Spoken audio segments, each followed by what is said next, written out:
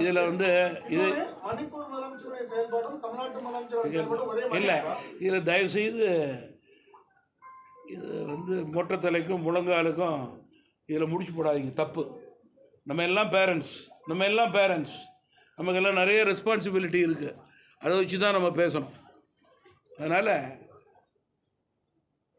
எந்த மாநிலத்தில் இது நடந்தாலும், தமிழ்நாட்டில் நடந்திருக்கு, வெஸ்ட் பெங்காலில் நடந்திருக்கு, பல ஆட்சியாளர் இருக்கிற மாநிலத்தில் நடந்திருக்கு. ஒரு பெரிய யூனிவர்சிட்டி, உலக புகழ்பெற்ற யூனிவர்சிட்டி, மாணவிகள் நம்பி படிக்கிறப்ப இதுபோல் ஒரு லூப் ஹோல் இருக்கிறப்ப அதை அரெஸ்ட் செய்ய வேண்டிய கடமை அரசுக்கு உண்டு. நீங்கள் சொல்கிற மாதிரி அரெஸ்ட் பண்ணியாச்சே போதும்னு இந்த சமாச்சாரம் இல்லை. இதில் சாருங்கிறான், மோருங்கிறான், அதில் நிறைய சார் மோரெல்லாம் இருக்குது. அதெல்லாம் கக்கி வெளியில் கொண்டு வர வேண்டிய கட்டாயம் காவல்துறைக்கு இருக்குது. அது அவருடைய கடமை, பணி, அதை அவர்கள் செய்ய வேண்டும் என்பது கோடிக்கணக்கான மாணவிகளுடைய எதிர்பார்ப்பாக இருக்கிறது என்பதை இந்த அரசு மறந்துவிடக்கூடாது. சட்டமன்ற தொகுதியை தேர்ந்தெடுத்து சுற்றுப்பயணம் போறதா சொல்றீங்க. இந்த 26 தேர்தலில் இந்த 100 தொகுதி தான் உங்களுடைய இலக்கா? எனக்கு பார்லிமெண்ட் இருக்குது, தனியார் நிகழ்ச்சி இருக்குது, அதுக்கு மேலே போக முடியாது.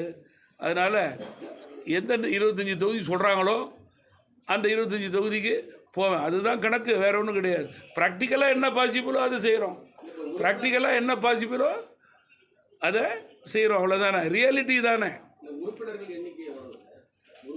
உறுப்பினர் எண்ணிக்கையை பொறுத்தவரையில் எங்களுடைய இலக்கு ஒரு சட்டமன்றத்திற்கு 10,000 உறுப்பினர்கள் சேர்க்க வேண்டும் என்ற இலக்கை நான் நிர்ணயித்தேன். 100% அதை எங்களால் நிறைவேற்ற முடியவில்லை. மாறாக அநேகமாக எங்களுடைய இலக்கு ஒரு சட்டமன்றத்திற்கு 7,000 இருந்து 7,200 இருப்பதற்கான வாய்ப்பு இருக்கிறது. இது 101% உண்மை நிலை. இல்லை 15,000 20,000 நான் சொல்ல விரும்பலை. கட்சிக்காரங்களுக்கு வேலை செய்யணுங்கிறதுக்காக நான் அதை சொல்கிறேன். சார், மற்ற மாநிலங்களை ஒப்பிடுறப்ப தமிழகத்தில் பாலியல் குற்றங்கள் குறைவுன்னு சொல்லி எதிர்கட்சி, அதாவது கூட்டணி கட்சிகள், திமுக கூட்டணி கட்சிகள் சொல்கிறாங்க, அமைச்சர்கள்லாம் சொல்கிறாங்க. அது ஒரு பெரிய வெட்கக்கேடு, தலைகுடிவான ஒரு விஷயம். அதுபோல் சொல்கிறதும் கேட்கறதும். 100% பாலியல் தொல்லை தமிழகத்தில் இருக்கக்கூடாது, இந்தியாவில் இருக்கக்கூடாது, எந்த ஆட்சி இருந்தாலும் அங்கே இருக்கக்கூடாது.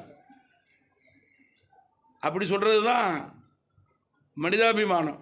இங்கே குறைச்சலாக இருக்குன்னு சொல்கிறது வெட்கக்கேடு, கேவலம், தலைகுடிவு. நான் தான் சொல்கிறேன்ல சார், அது என் கட்சியில் யாராவது சொன்னாலும் இதை தான் நான் சொல்லுவேன். இதெல்லாம் வந்து அரசியலை தாண்டி மனிதாபிமானமான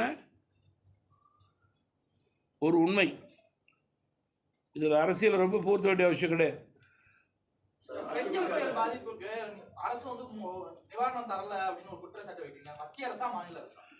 நீங்கள் மத்திய அரசை பொறுத்தவரையிலே அவர்கள் கொடுக்கின்ற நிதியை படிப்படியாகத்தான் கொடுத்து கொண்டிருக்கிறார்கள்.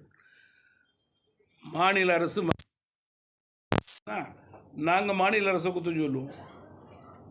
நீங்கள் கொடுக்கின்ற நிதிக்கு வெளிப்படைத்தன்மை தேவை, முழுமையாக சரியாக செய்யுங்கள் என்று நாங்கள் கேட்க விரும்புகிறோம். அதே நேரத்தில் பாராளுமன்ற உறுப்பினர் என்ற முறையில் மத்தியில் டெல்லிக்கு செல்லும்போது தமிழகத்துக்கு கொடுக்கக்கூடிய நீதியை 100% கொடுங்கள் என்று கேட்பது என்னுடைய கடமை.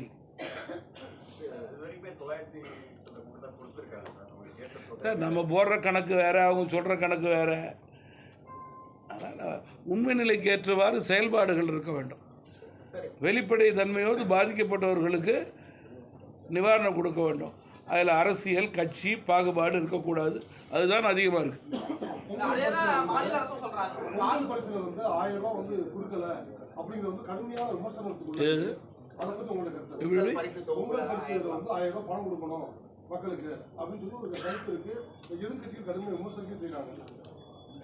நீங்கள் பொங்கலுக்கு தொகுப்பு கொடுத்து பணம் கொடுத்த கட்சி இந்த கட்சி தானே இல்லையா? எப்படி அப்புறம் 1000 ரூபா பத்தும்? மினிமம் 3000 ரூபா கொடுக்கணும் தானே நாங்கள்லாம் சொல்லுவோம். அதையாவது கொடுக்கணும் இல்லை? அதான மக்களுடைய எதிர்பார்ப்பு. இடைத்தேர்தல் வந்தால் கொடுக்குறப்ப பொங்கலுக்கு கொடுக்கலாம்ல. இடைத்தேர்தல் வந்தால் கணக்கே பார்க்கறது இல்லையா? பொங்கலுக்கு மட்டும் மக்களுக்கு கணக்கு பார்த்தா எப்படி தனியார் பள்ளி சொல்கிறது?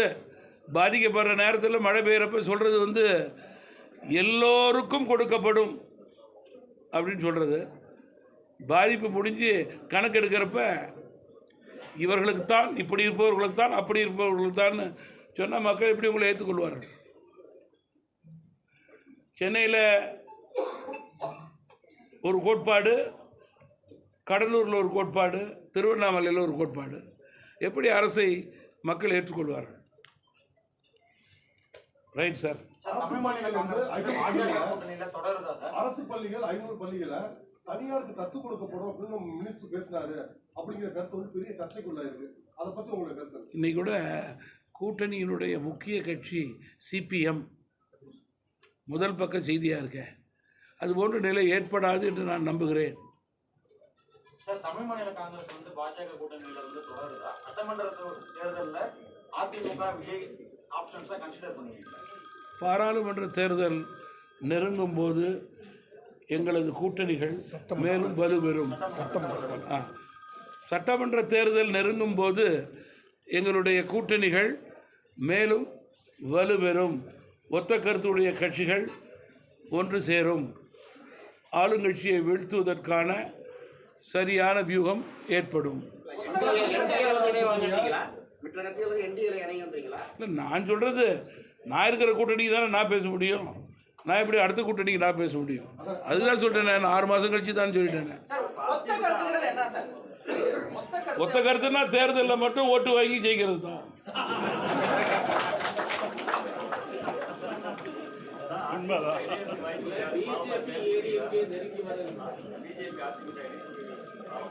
அப்புறம் எப்படி சார் ஒத்த கருத்துன்னா? இப்போ திமுக இருக்கிற கட்சியெல்லாம் ஒத்த கருத்தாக இருக்கா?